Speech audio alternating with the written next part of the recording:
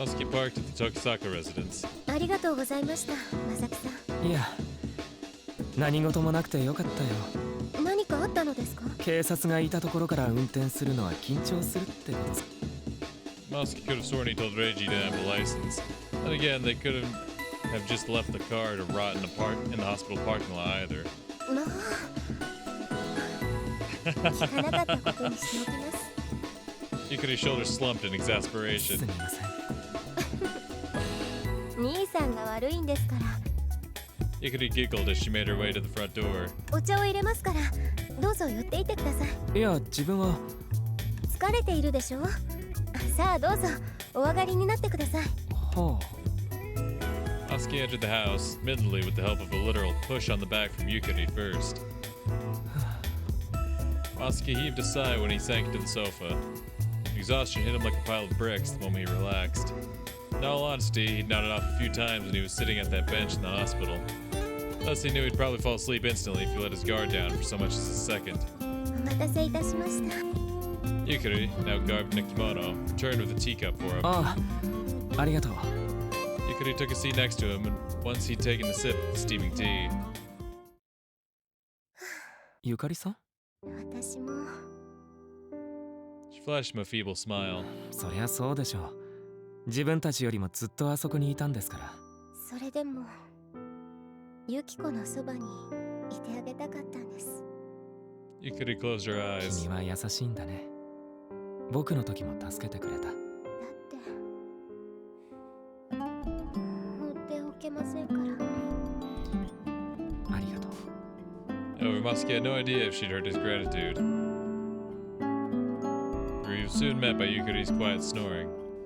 He stayed in place for quite some time, unable to move. However, it wasn't long before the warm sunlight breaking through the windows dragged him off into the realm of slumber as well. How sweet.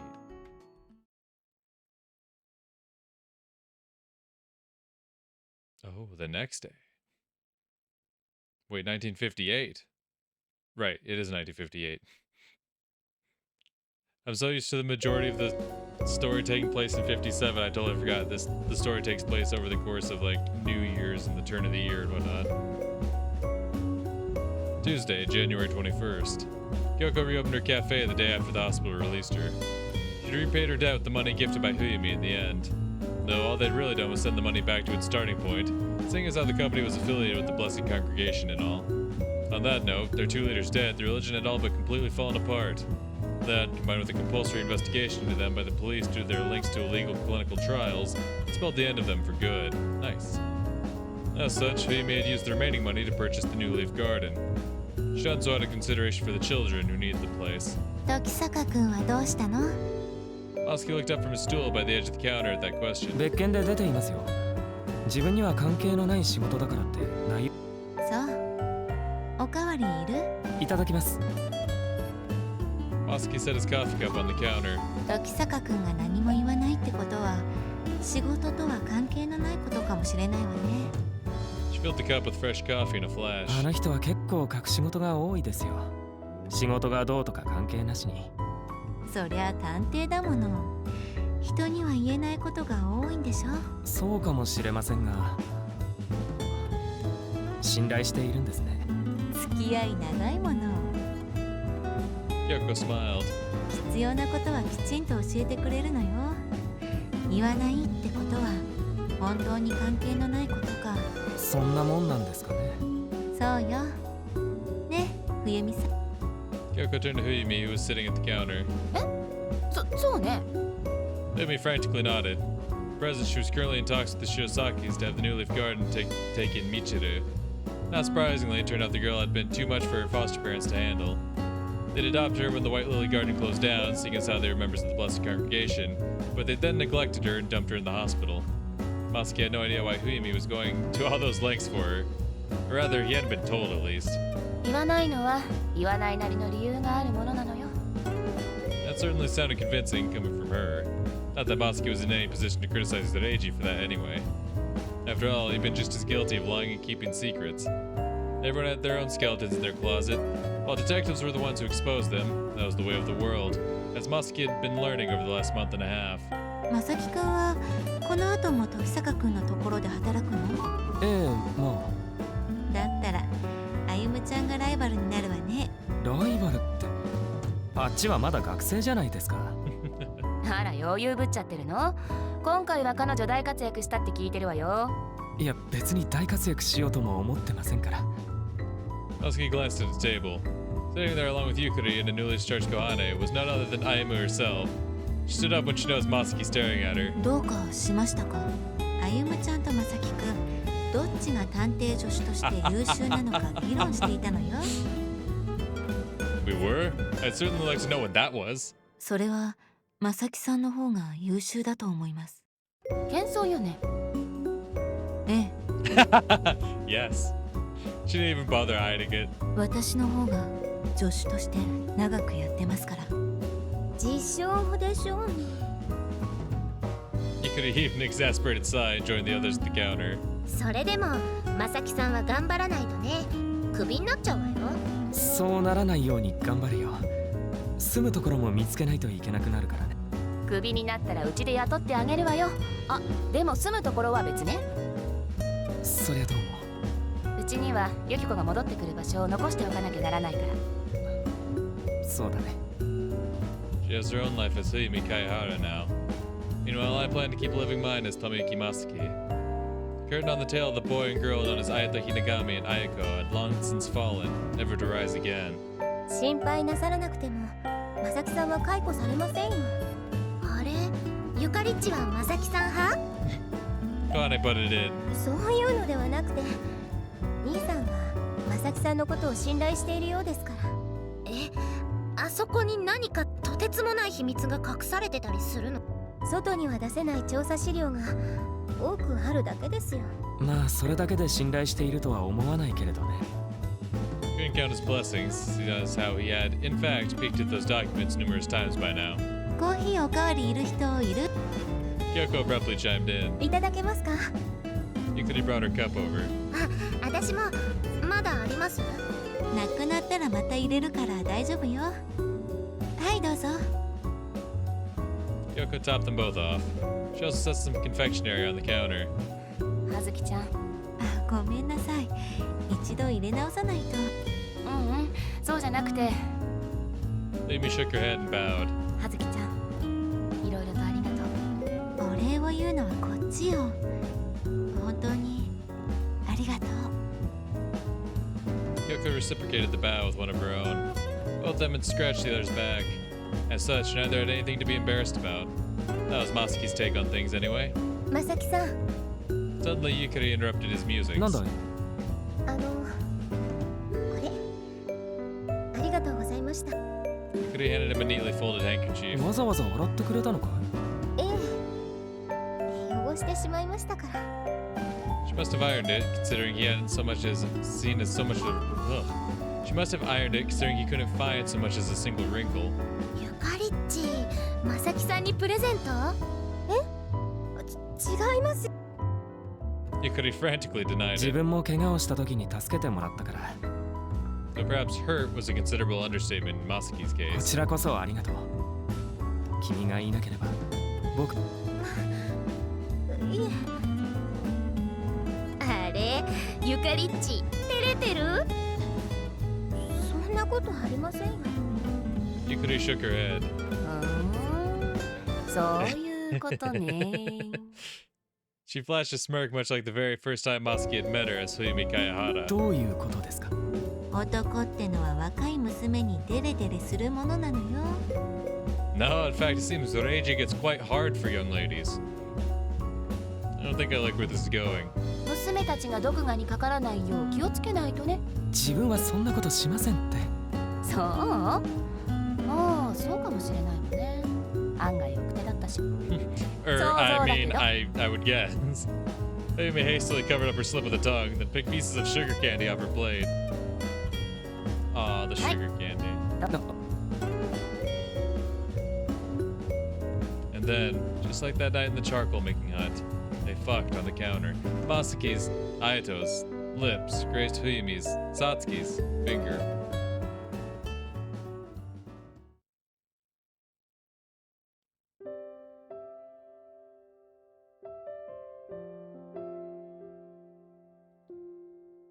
Okay.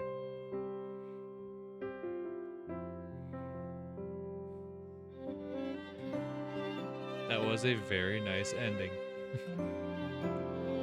So I'm curious what the true ending has in store for us. Very curious. Alright, it seems I can't skip this credit scene. So, yeah. Once I'm done with this credit screen, we'll reload up that last save, and we'll get on the road to the true ending. Which it looks like the true ending just has one other choice after the last evidence selection. Usually with all of these, with these last few endings, it's like you get to the point where you select Yukiko's diary as evidence when you're talking with Kohane, and then the ending just plays out. But now it seems like there will be one more choice. And this choice will decide whether we get the true ending or the obsession ending. But yeah, like I said, I'll cut back as soon as I'm done with this credit sequence. Okay, so right back at it. And supposedly this is the true ending. Because we're right back to where the normal ending left off. Where they had that little moment where they're like, yes, it's just like what happened back in the day. Vertice, earthly paradise. So yeah, there's a whole other section. There's a whole other chunk. Okay, so the true ending is just an extension of the normal ending, is what I'm getting. Gotcha. Monday, January 20th. I was in my office settling all the paperwork from this case. It all began with the discovery of Mayu Kamizono and the clay doll stuffed in her body. Karen Hinagami had been arrested as the murderer behind those serial killings. On the other hand, there were also the murderers of the Blessed Congregation's leadership. These ones had been attested to Yukiko Kayahara. Fortunately, it was highly unlikely she'd be found accountable for her actions at the time, considering her mental state. Let's hope that reduced her sentence. On the downside, there was another issue, namely that she'd only killed Tokihiro Oribe in the end, which meant Keigo Utsuki's murder was still large. But it wasn't my job to look into that, so I shrugged it off and flipped through the paperwork. Eventually, I found a page concerning Oribe. Apparently, he genuinely had been an upstanding holy man, just as Naori Kuroya had told Masaki. It was to the point where he'd emptied his pockets to create a new sanctuary for Senri's followers after they were ostracized by the public following the Ueno serial killings. Seemed he really had been a greedy man looking to amass followers and power. No, he'd done all that out of the goodness of his heart, in order to give them a place where they could live in peace. Unfortunately, Keigo Utsuki used that magnanimity to his own advantage. Since Oribe was clueless about the world of accounting, Utsuki curried favor with him and started acquiring money under the pretext of maintaining the believers' livelihoods. Apparently that involved venturing into money lending, playing the stock market, and even dabbling in illegal clinical trials and the like. And while the plan to make Yukiko the Oracle had been Oribe's idea, Utsuki had been trying to use it to his gain as well. He'd gone along with Oribe's dream, also he could eventually make the next icon of the Blessed Congregation his puppet. And of course, that still left an obvious question: why Yukiko? Well, as it turned out, the answer lay in her lineage. Before the days of Senri, back when the organization was still known as the Congregation of the Blessed, Michio Shikisa, its founder, had milked the religion and its authority for all they were worth. That involved sleeping with his female followers left and right, turning the whole thing into what was essentially his own personal harem. And one of those women had been Oribe's sister. Oh. She became pregnant and gave birth to twins, Yukiko and Yukio. Oh. I figured that she was one of Michio's bastard children. But yeah, I considered she's also connected to Oribe in some way. Interesting. In other words, Yukiko had Shikisa blood in her veins. Ironically, that actually made her cousins with her adoptive mother, Huyumi. Yeah, technically, doesn't it?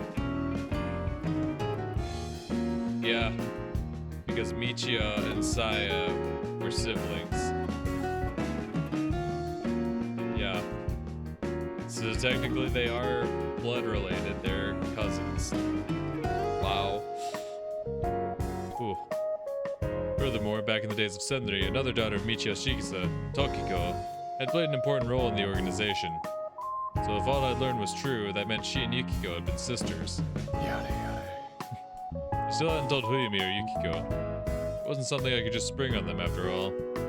Though the case was closed, there were far too many secrets that remained buried. That said, I felt this was one they'd be happier not knowing. That suited me just fine, since I was a liar by nature. What the fuck is that noise? Crumbled up the document and set it in my ashtray. That did not sound like paper. Then, I lit a cigarette with a match. Puffed out some fumes and tossed the cigarette in the ashtray. White smoke and scarlet flame soared as the paper caught fire and turned to ash. Osuke was still using this place as his bedroom. Therefore, I wanted to eliminate the possibility of him stumbling across this revelation to the best of my abilities. Okay, that does make sense.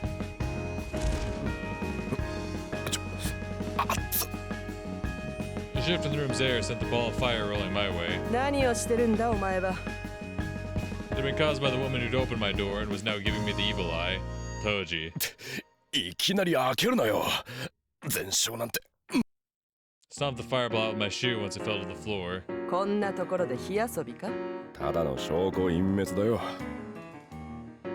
Took a look around just to make sure I hadn't accidentally set any other important documents on fire. Looks like I'm in the clear. 証拠隠滅とは。俺は間違いなくエンマ様に舌を引き抜かれる方の人間だからな。はあ。じゃ、これも伝えない方がいいかもしれない。Toji took out a notebook. 何の件だ。お前が追い続けている件さ。まさか。そのまさかだ。Toji opened her notebook. 1年以上前の話になるが、多摩の山中で間宮真司とおぼしき人物を見たという証言が得られた。奥多摩か。旧小河内村というからダムができたばかりのあたりだな。地区を担当していた郵便局員が目撃したらしい。山の中で病的に痩せ細っていた青年を見かけたとのこと。一人だったのか。昭和31年暮れの目撃証言だからな。逃亡から半年以上か。そのあたりに隠れ家があった可能性はあるな。そうだな。ただ範囲が広いぞ。奥多摩のか。ちょっと待てろ。I snatched a map of Tokyo off one of my bookshelves and unfurled it across the desk. 小河内村はこの辺りか。まだダムができる前の地図だな、これ。ダムの北側、鷹巣山付近の沢で目撃されたそうだ。おそらくこの辺りだ。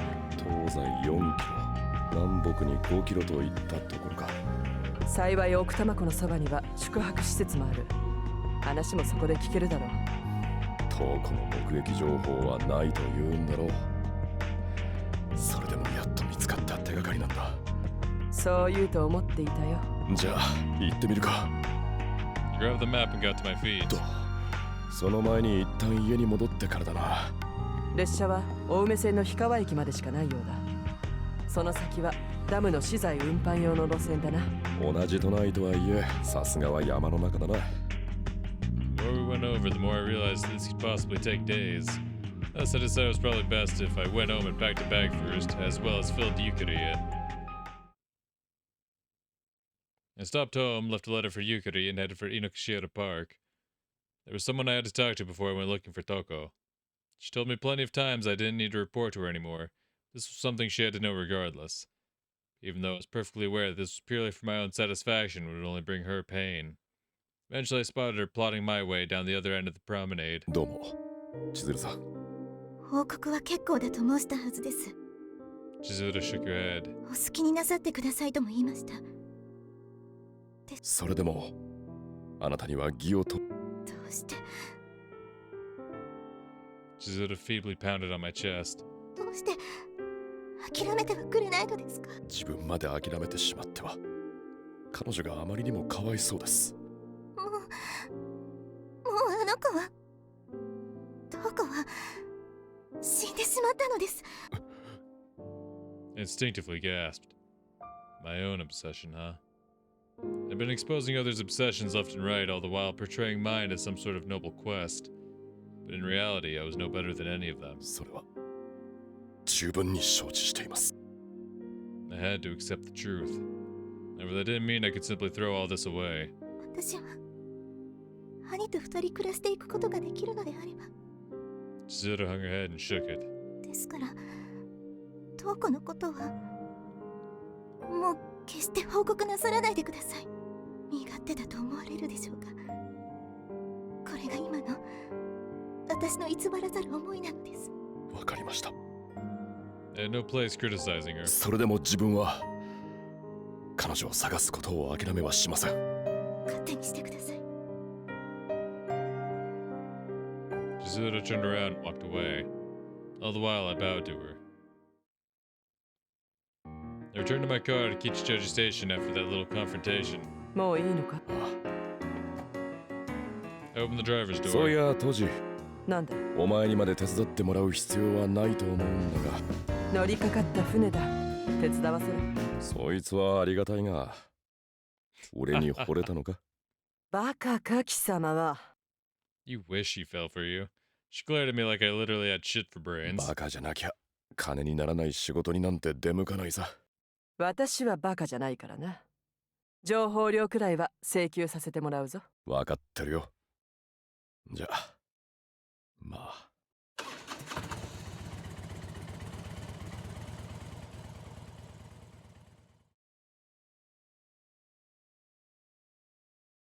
A long drive down the Ome Highway finally led us to Ogochi Dam, which had been completed just last year.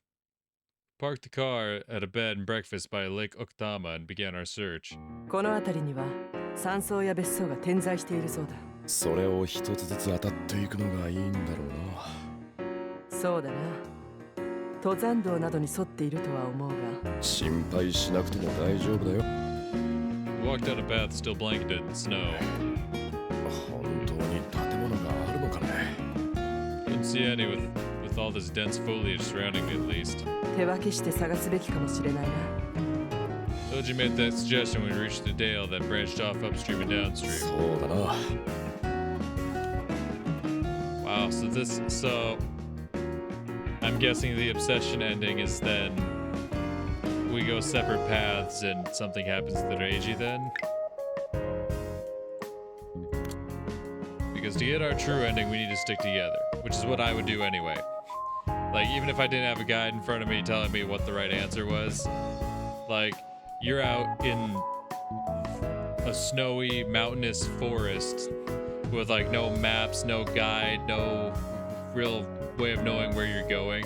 Splitting up is a god-awful idea. Even if it's not actively snowing, it's just everything's just really covered in snow.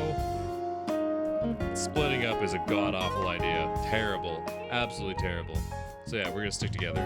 何があるかわからない。 Besides, 別行動 why は would I 避け want る to べきだ。 split away from Toji? そうだな。冬眠していないクマが出てこられても Don't 困 tell る me か that's ら how it な。 actually ends. God, imagine. その時は二人でいたからってどうすることもできないだろう。銃声でも響かせれば驚いて逃げるだろう。銃なんて持ってね。 That said my farewell to arms a long time そ ago. のトンファーで殴りかかれば逃げていくんじゃないの。 I pointed to the weapon hanging under her coat. 貸すぞ。The implication was that you should do it. Is that you should do 明 it. 日からは熊よけの鈴をつけておいた方がいいかもな。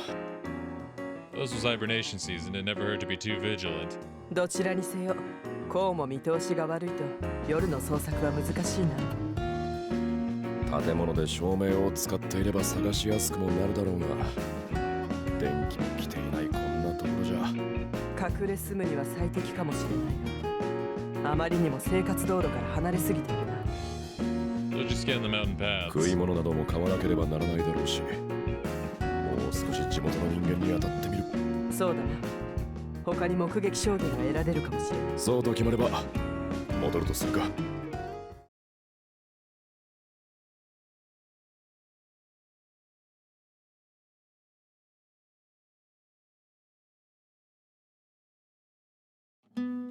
Masuki took Yukari home following the conclusion of Kyoko's little homecoming party at Moonworld. それじゃあゆかりさんも時坂さんが出かけた理由を知らないのかい？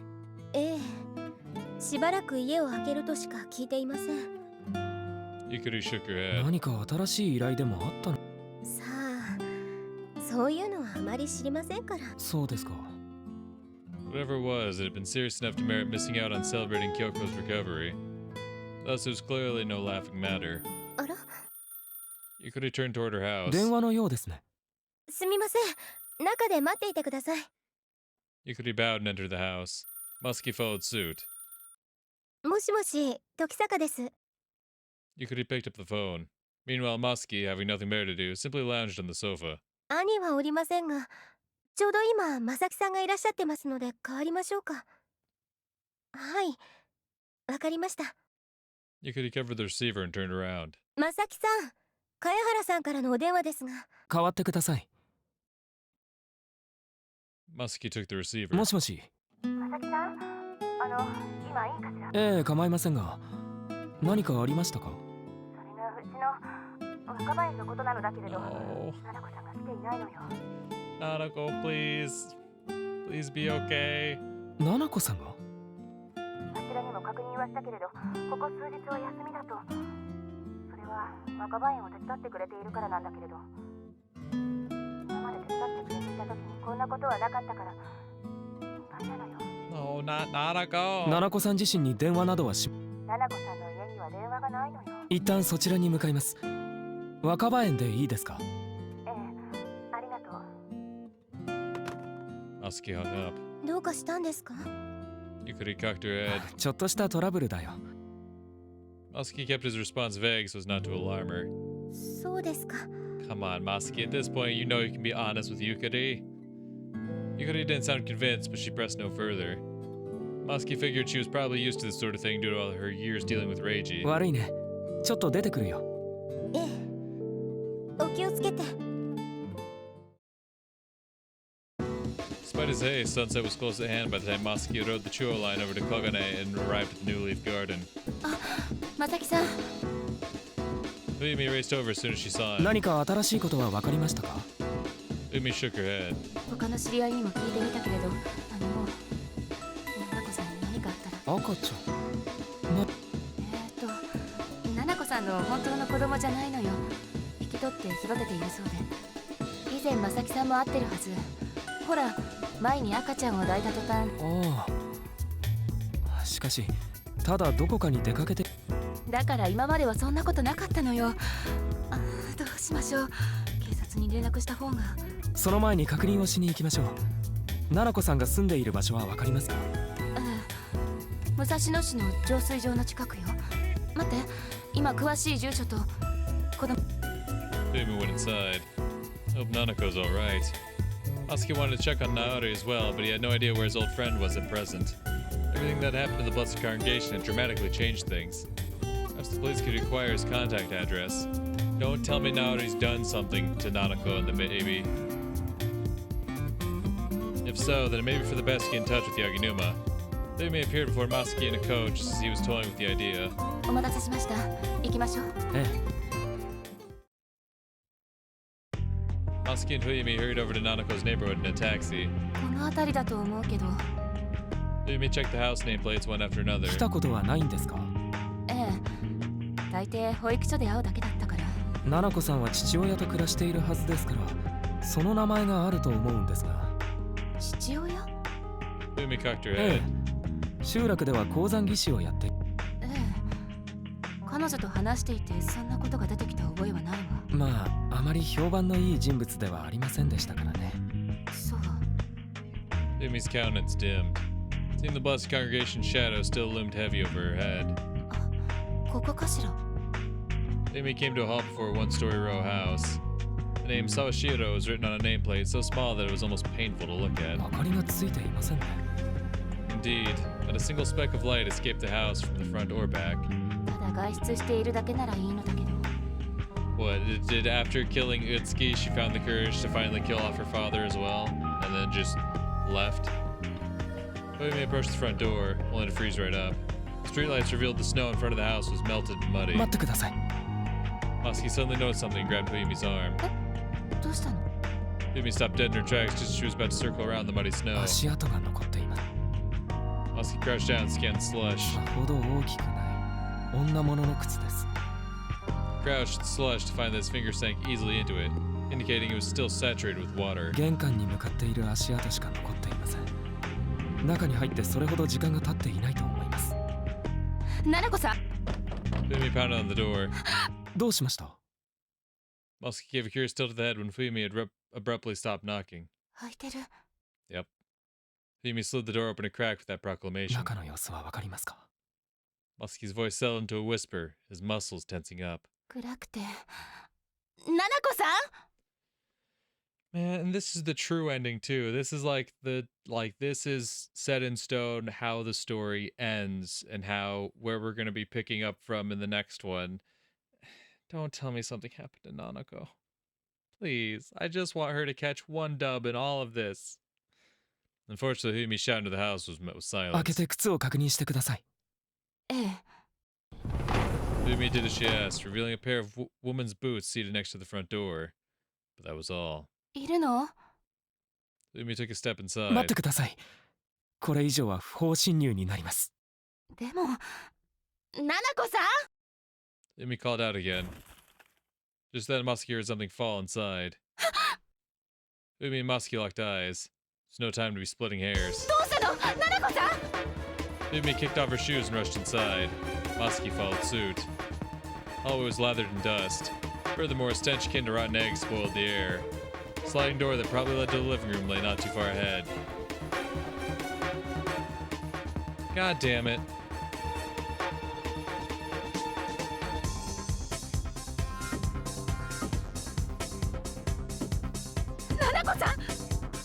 Fumi darted over when she found Nanako collapsed on the floor. しっかりしてどうしたのナナコさん Nanako groaned in agony. She's alive. Muskie picked up a medicine bottle off the floor once he'd made sure of that. The label read, Bromovaliria. Bromovaliria. Sleeping pills. Muskie quickly rose to his feet, flipped on the lights, and brought a glass of water over from the 水を kitchen. 飲ませて、とにかく吐かせてください。 He handed Fumi the glass. ブロムワレリル尿素の致死量は確か数十グラムのはずです。瓶に残っている薬の量からすると、そこまでは飲んでいないと思い。Still, it didn't change the fact that she was in dire straits. ナナコさん Fumi began tending to Nanako.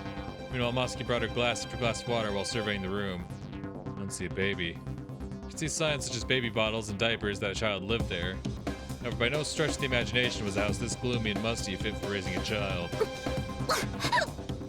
Muskie's investigation was halted by the sound of Nanako vomiting pills and water. ナナコさんナナコさん Nanako seemed out of it, likely due to the effects of the sleeping pills. 赤ちゃんはどこ She's too disoriented at the moment. It'd be faster if I look myself. Muskie slid open the door to the adjoining room with that thought in mind.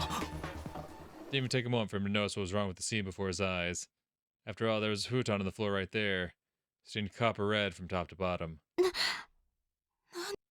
Fumi was rendered speechless when she took a peek for 赤 herself. ちゃんの姿はないようです。 Filth was quite clearly a bloodstain.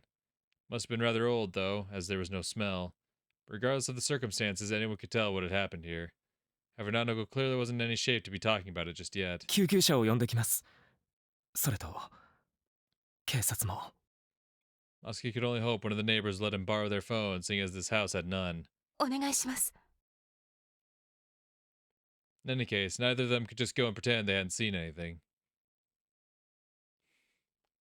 Come on. Why you gotta keep doing this to Nanako? Let this woman have one good thing, for the love of God. Nanako Soshiro was rushed into Kichiki Hospital's ER. Muskie's diagnosis had ultimately been correct. She'd only taken enough that to require pumping her stomach to save her life. Still, she'd been so enervated by the affair that she was being kept in the hospital. 自殺を図ったのは間違いないようだな。 Yaginuma explained as much when he dropped by the hospital in the morning. 本人は何か言ってました。いや、まだ話は聞けていない。あの結婚についても尋ねたいのだが。赤ちゃんじゃありま Fumi timidly chimed in. あれは随分年月が経過しています。下手をすると数年。そうですか Fumi heaved a sigh of relief. でもあの量を出血したとなると。おそらくな。問題は誰が殺されたかだ。